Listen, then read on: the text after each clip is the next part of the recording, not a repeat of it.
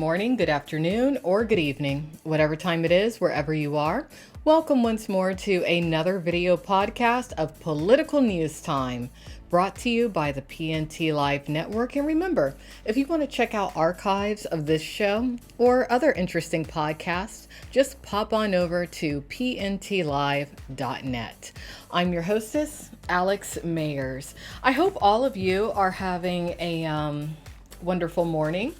I know I'm here at a slightly different time than normal because I have not been doing my show at the normal time for the past couple of days, but it's because I have been wrapped up in some other things. And also, frankly, I needed to rest. But hopefully this evening things will get back on track and I'll be back here at the normal time for Political News Time, which is 8 p.m. Pacific Standard Time, 11 p.m. Eastern Standard Time. Now, this morning, I want to touch on the book that Donald Trump's cousin has recently put out, or maybe it's his niece. I'm not sure exactly. I can't remember whether it was his niece or his cousin, but her name is Mary Trump.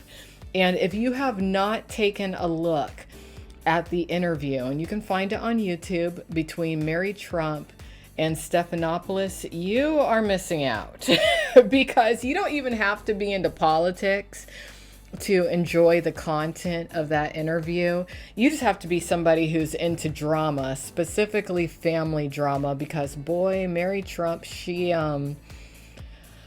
unleashed quite a bit on the world in regards to the inner workings of her family and her perception of her family. And frankly, the entire drama seems to revolve more so than anything around the plight of a daughter, meaning Mary, standing up for her father.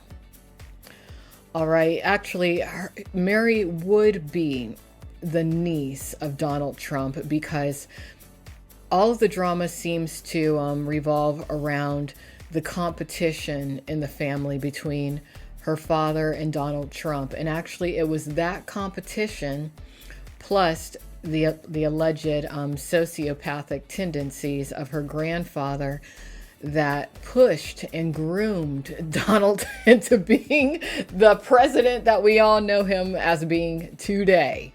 It begins with your grandfather. Oh, absolutely. Absolutely. You say he's a sociopath. Yes. What do you mean by that? He had no empathy. He was incredibly driven in a way that turned other people, including his children, his wife, into pawns to be used to his own ends. If somebody could be of service to him, then he would use them. If they couldn't be, he excised them.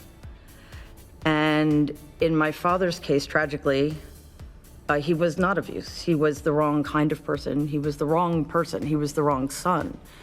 And my dad never recovered from that. And my grandfather essentially needed to get rid of him. You say your grandfather destroyed both your father because he wasn't the person your grandfather wanted him to be. Mm-hmm. Donald Trump is president of the United States, yet you say the grandfather destroyed him as well. Yes. Very interesting. And actually her story, at least from my perspective, is pretty common in families, especially when it comes to the rivalries between siblings, parents who are overly competitive and pit their children against one another. I know that story very, very, very well. I'm not going to go into that.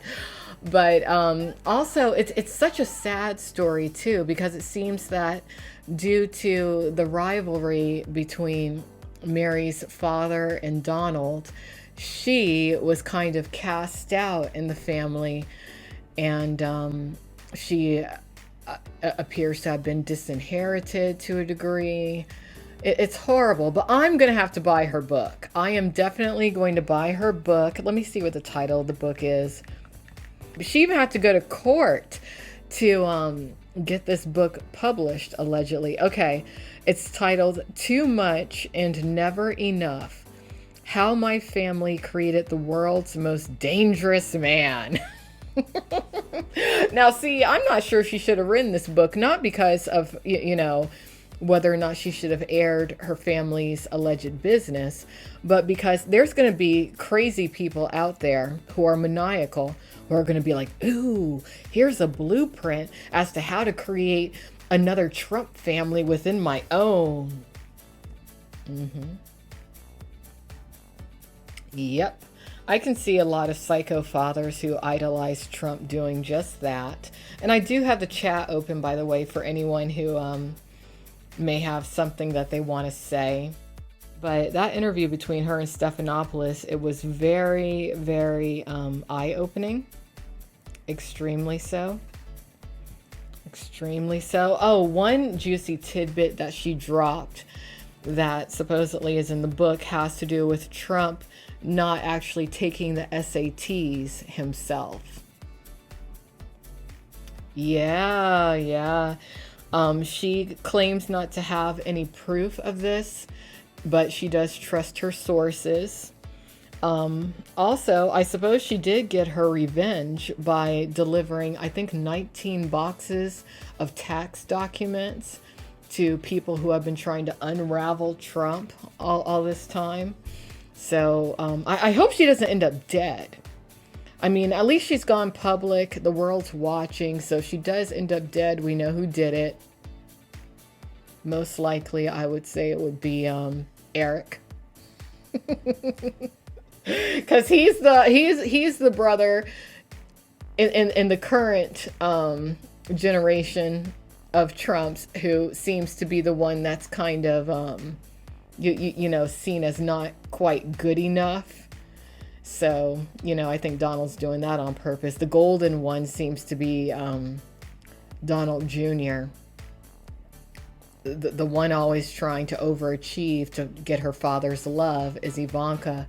But then there's the one that no one seems to care about at all, Eric. But because they don't care about him at all, he'll end up being the one who ends up doing something crazy to finally get his father's love. But at the end of the interview, I thought that Mary ended the interview on quite the battle cry note when Stephanopoulos said to her, "If there's one thing you could say to your uncle, what would it be?" And she's just like, resign.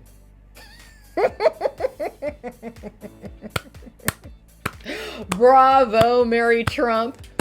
I can feel your pain. I hope everything works out for you.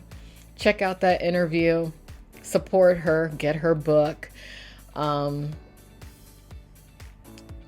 don't even really look at the situation so much as being political, but just family drama, because as many of you know, nowadays I've crossed on over to the Republican side. I had to leave that Democratic plantation, but I don't really look at Donald so much as being a Republican. I just look at this as a time in history to where we're all being granted a tremendous amount of clarity in regards to what exactly is what. Yes, we are.